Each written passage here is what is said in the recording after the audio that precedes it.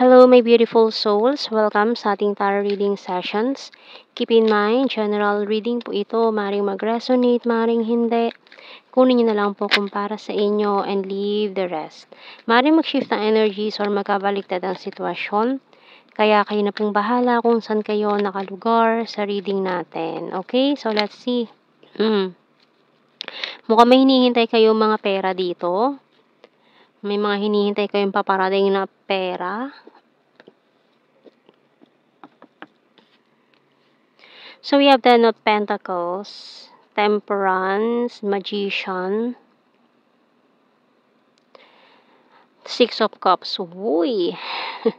Queen of Pentacles, Two of Swords, Lovers, Ace of Pentacles. So mapapansin Nine of Pentacles, pero yung bottom card natin is the Knight of Pentacles. Okay, so may naghihintay sa true love niya. Maring it's a Totga, the one that got away. Si Totga niya na hindi naging sila in the past, na namimiss, hinihintay niyang bumalik. Pero ang bagal lang energy. Mukhang naghihintayan, may naghihintayan. Parehas naghihintayan. Kung sino magre-reach out. Kung sino yung unang bibigay. Patigasan to, ha?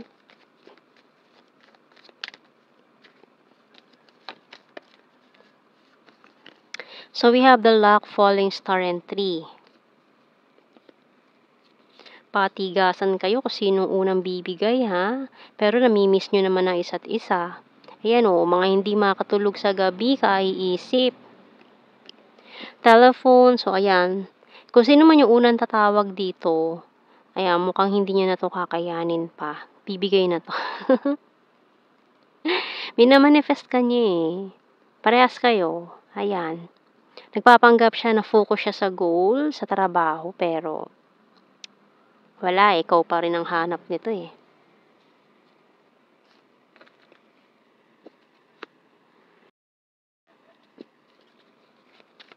Tingnan natin. I love you unconditionally. I know that I crossed the line with you. I couldn't let you get close to me. I wish I could take back my words. My life is not as together as it seems. I left and I saw you with someone. I love you. I bury myself in work to forget you. See? So, nagpapanggap siya na busy siya sa trabaho para lang makalimutan ka. Pero mukhang siya yung magre-reach out eh. You came closer than anyone.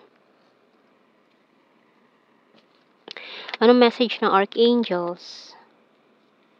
Compassion by Archangel Zadkiel. Soften your heart with respect to this situation and all the people involved, including yourself.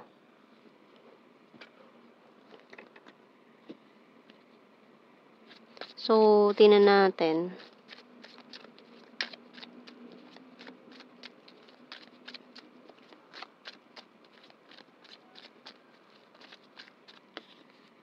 I'm working hard for her future daw. Kaya busy, feeling left out in the cold. It's a disaster. Moving forward, it's not over yet. Crying over you, feeling lost. So talagang very emotional siya ngayon. Mukhang hindi niya nakakayanin to and then tatawag na to sa'yo very soon. Lalo na kung ito ay si Divine Masculine and at Twin Flame Connection, talagang iniisip niya kasi parang, babaliw na ba ako? Bakit hindi mawala sa isip ko itong taong to? Kahit sa panaginip siguro, hindi ka na mawala. Sorry, I'm wasted. You're my destiny. So, inisip niya siguro, siya ay nakatadhana sa akin, mga ganyan. No? Yung alam mo yung tipo, kahit hindi naman siya hopeless romantic, para nagiging hopeless romantic na siya bigla. Nag-iisip na siya ng mga about romance na iniisip niya. Tingnan natin sa initial. D-U-P. Letter E. I. O. V. X. G.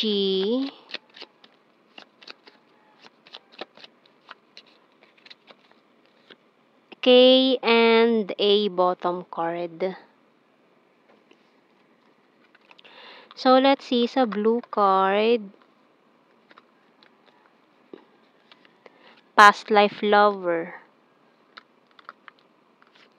Wow, engagement. And all strings attached. Uy.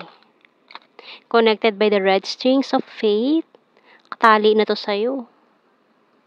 Kaya babalik talaga to once na siya yung nakatali sa'yo eh. Ayun. Tingnan natin. General signs and messages natin. Taurus, Aquarius, Dimple, tumakbo si Runner, Visayas, Animal Lover. Number 4, Gorgeous, Very Serious, Divine Feminine, Future Lover, Perfect Smile, Lake, Athletic, Creepy Stalker, Shy at First, Weird, Logical, Talented, Killer Smile, Neighbor, Water Sign, Cancer, Scorpio, Pisces, Confusing, Libra, Leo, Attractive, Party Animal, Skin Tag, Air Sign, Gemini, Libra, Aquarius, nag-overthink malala, Intelligent, Practical, Smart, May, emotional siya ngayon, and funny, 9.